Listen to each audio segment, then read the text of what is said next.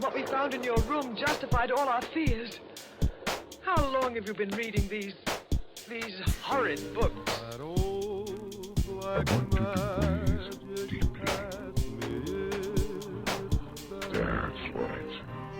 that old black magic Close your eyes. The door opened, as though being pulled by some unknown force.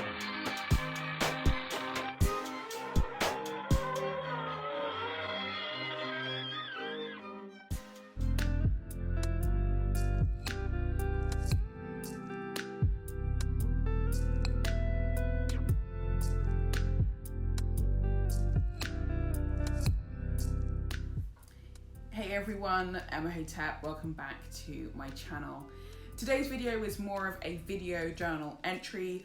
I don't look great, I'm just doing what I can. The video is a bit of a mess, it's a bit clanky in places, but like I said, it's a journal. It's meant to be messy, it's meant to be unpretty, it's meant to just be as is. So that's my disclaimer. I am warning you now, I look terrible, so if you go blind as a result of looking at me, I do apologize, but there's nothing I can do about that. I'm no expert on any of this stuff. I'm no expert on yoga. I've only been practicing and trying to live the yogic life since I was 16 years old. And I understand that yoga, I didn't realize it until much later on actually, but I understand that yoga is one of the core basics if you are a student of the occult or Thelema or any other occult system. Yoga, the 8 limbs especially, the whole encompassing wheel is the basis for most magical practice and magical work. So if you haven't ever gone into or ventured into the world of yoga, then I would highly recommend that you do so at some point in your life. I find that doing ritual before I knew what yoga was just not the same compared to how I do rituals and spell work now, where it's completely different. I have a much better control over my mind and my body, and thus they are in constant union and connection with one another. So I like to try and maintain that, which is why I don't ever let go of yoga and Buddhism, because they're like my things. I try and live the mindful life, as I like to say, but that's what it is. So just enjoy the video journal. It's not meant to be perfect, it is what it is. And I guess this is one of 2 videos, but I don't know. We'll see. Enjoy. A yogic mindset and practice is an essential part of occult training and ritual, as I've just stated. I don't practice asana at the start of the day that often, as I prefer to do so later on in the day, especially when I'm off work for a day or 2. That way, I don't have to rush myself and can focus heavily on slower movements and pranayama. I'm far from perfect. I've never been able to look sleek and nimble like many other yogis, but I feel fantastic, and that's what I aim for. Yoga is for every body, after all. You know about my daily routines, as I've given one example of what I like to do, as I have a nice collection of methods that I like to practice when utilizing magic for the day, starting with zazen or reciting mantra, libaresh, simple prayers, you name it, walking my dog as a form of walking meditation, and so on.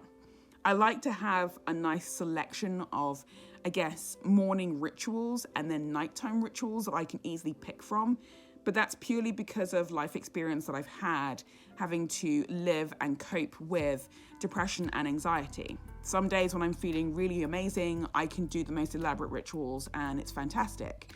But there are other days where I don't feel myself because I'm full of anxiety or whatever, or something's weighing down on my mind and I'm a bit of a fidget and I can't really sit still and thoughts are just going in and out of my mind. But it doesn't stop me then from not being able to uphold that routine. I like to then pick from the more basic, more calmer, much more easier specialties or routines. And then that way I can still be in tune with myself and with the universe, but I don't have to have that extra pressure, if that makes sense.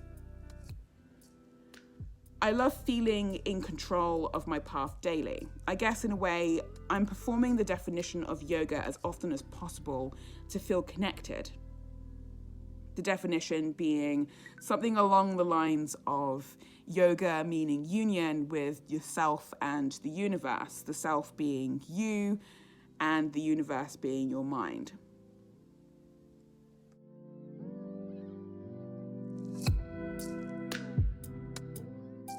Some of the reminders that I like to put in my journal at the moment anyway are reminding myself of the Eightfold Path, which is a Buddhist concept, and the 8 limbs of yoga, all 8, including the Yamas and the Niyamas, which I will put just here for you, because I can't say half of the words. I love languages, but I struggle. But they're there for you. They're there for you. But with those also being a core aspect of understanding and practicing and living the occult life, it's good to consistently remind myself of those aspects, which is why I like to practice the asanas as often as I can. I don't do it every single day, because of course there are days where I need to get to work early and such and so forth. Life just gets in the way, but then I'll try and make time and I'll make space later on in the day before my husband gets home. When I'm not journaling, especially in the morning time, I like to spend the day in deep contemplation. When I'm out and about doing my thing, whether I'm at work, walking the dog, whatever, I like to read certain things and try and ruminate on them in order to try and understand them.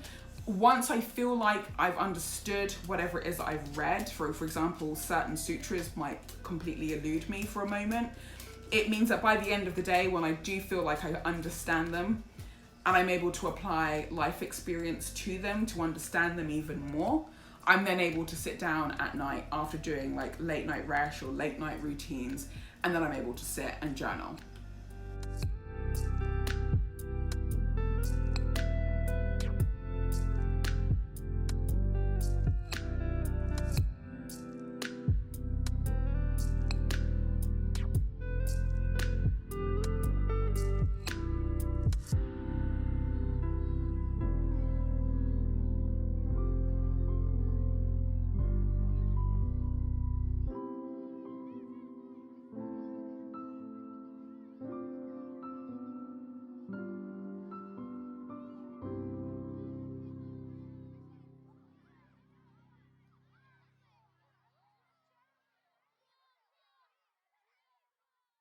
I hope you enjoyed my journal entry just then.